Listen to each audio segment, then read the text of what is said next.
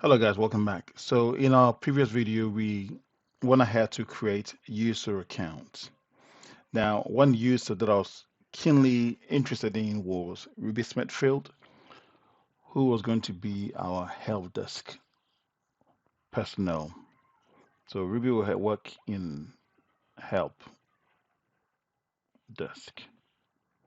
Now, you must remember that resources are only as important as long as there are users who will need to consume services produced by resources. So users consume resources, resources serve users. Okay. All right. So we're going to create our first resource and then give Ruby Smithfield permissions to turn this VM on or turn it off or reboot, you know.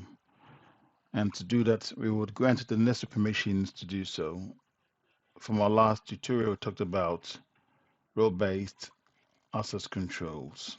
Okay, we will use that to give Ruby Smithfield permissions or right to do important things on this VM. Okay, so without much ado, let's go ahead and create a VM.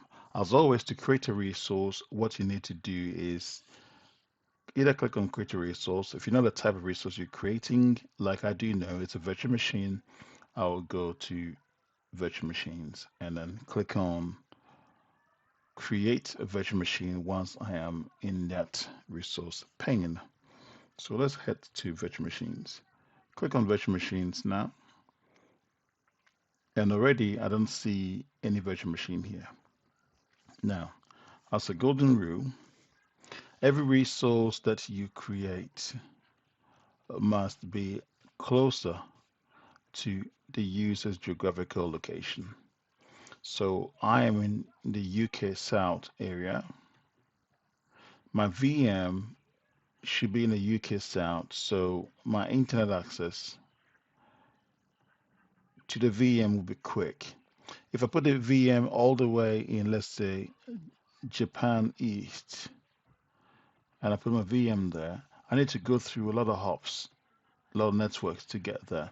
That introduces latency and it slows down access into this VM you see here in Japan East. You know, so the best thing for you and I to do is make sure the VM is close enough to where the user is. So if I'm in the UK South, my VM is best to be in the UK South or somewhere in the UK that I can get to easily. Okay. All right. So let's go ahead and create a VM. To create a VM, you click on the plus symbol here and click on create. Let's do that.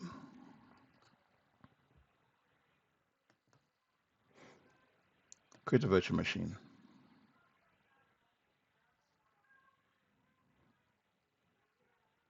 Beautiful.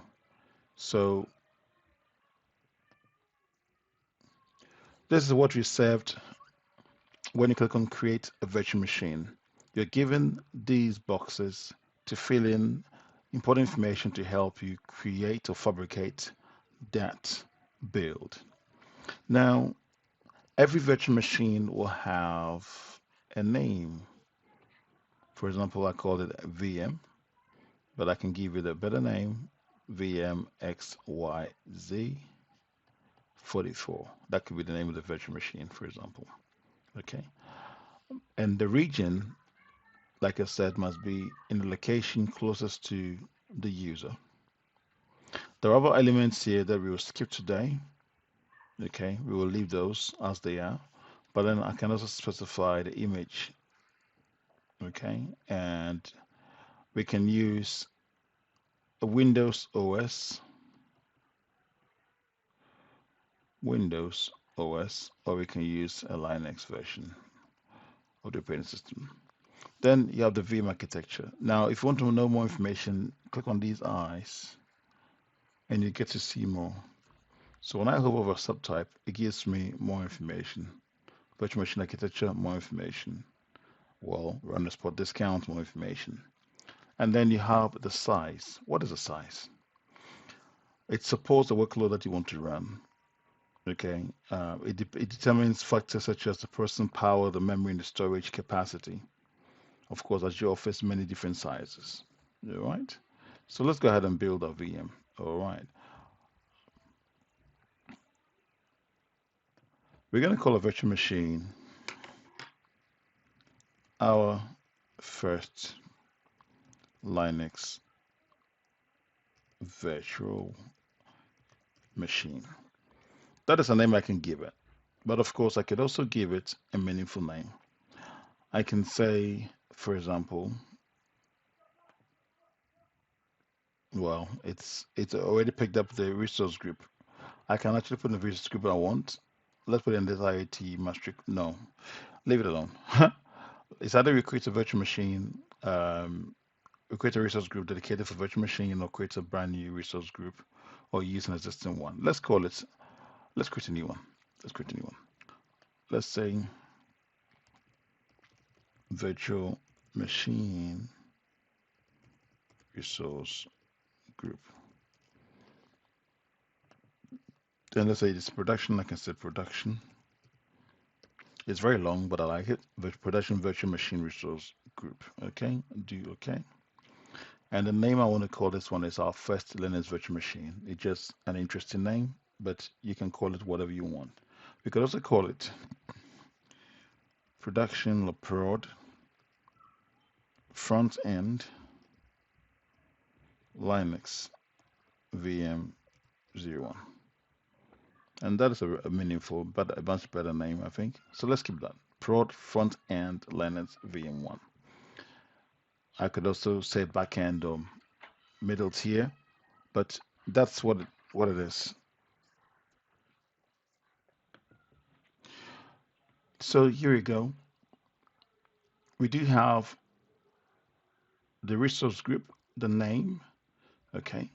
I'll skip these availability options and the security type and leave it as it is.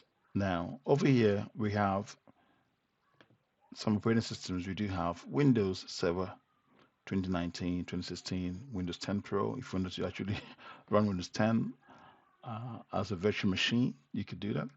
But I'm going to stick with Ubuntu 20.04 operating system. I'm using an x64 and I need this SKU size. Microsoft says you can use a B1, but of course you can go to whatever else you want. There are many others. So you see all these are different types of compute power available for you. So CPU, RAM, and the number of disk available. We're going to stick with this B1, general purpose one, for the sake of this demonstration. So I will go back to where we are, B1, and it says you can use username and password for your access to this VM. I'm going to use password. I'll call this, okay, Alpha Host Plan Admin. I don't like the name. Alpha Host Admin. Never use admin in your usernames, okay? But we are testing. Password, okay, is telling me to use this one. No, I'm just going to say welcome 123.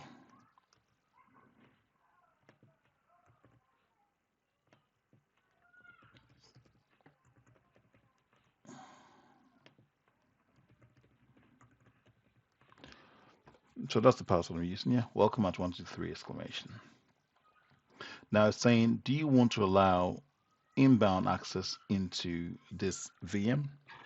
Of course I want to do so. Why? Because I'm a user and I need an access into that VM. So what I'm going to use is SSH, and then I can do stuff on this VM. All right. All right. So I'm going to say over the internet, I want to be able to SSH this box. Now, in our future videos, you realize that we never ever do this.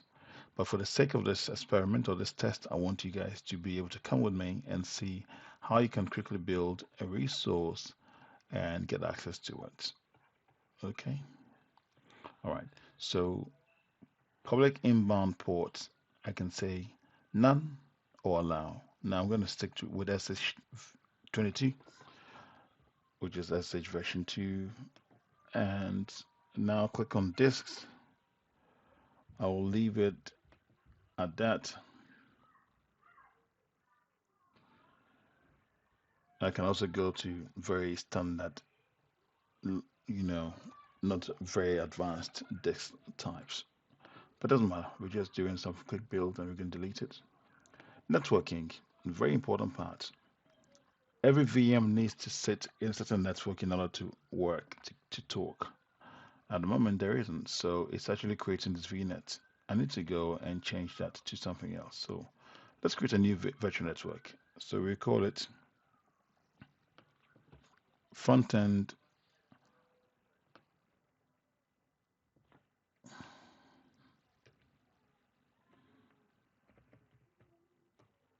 workloads virtual network. The subnet name here, I'm going to call it front end. Just front end. I can also create more, and I can say backend. All right, and then I can specify a network. So let's do 10.0.1.0/24 network. All right, let's do OK here. No thanks. Okay, all right. Does the port allowed? And it says, do you want to delete the public IP when a NIC? Do you want to delete the public IP and NIC when VM is deleted? Yes, because I will delete it later. And then you can go to management, and over here you can say you can do much more here. You can log into this box using Azure AD. It's going to install a nice little agent in there that will allow you to be able to use your username and password from Azure AD in there. I can also enable auto shutdown and say at 1700 every day, turn off this VM if you wanted to. Send an email to Samuel Pong. All right, I can also enable backups, but we're not doing any of that. So I can go next,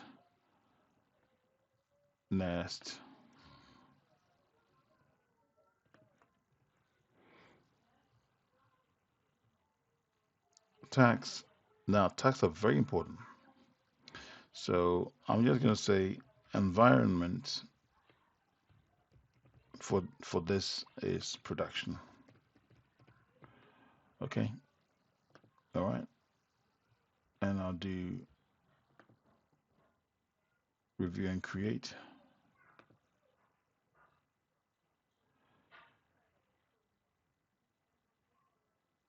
It's going to validate to say that, hey, this VM has been approved by Microsoft Azure and you are good and in the clear to build. There you go.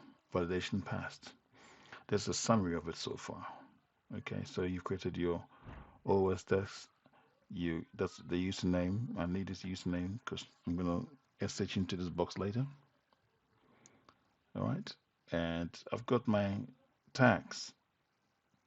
Okay, and I said environment production.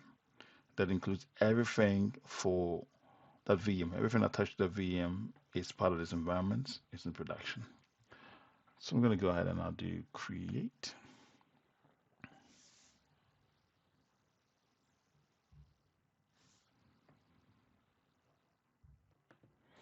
And you can see that the deployment is in progress.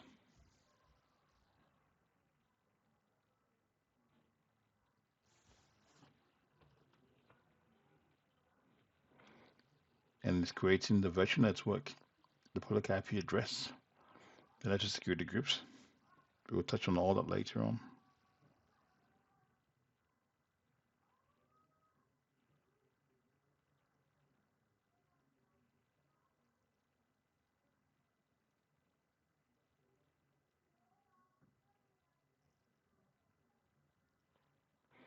And here we are. Our VM is ready. Our deployment is complete.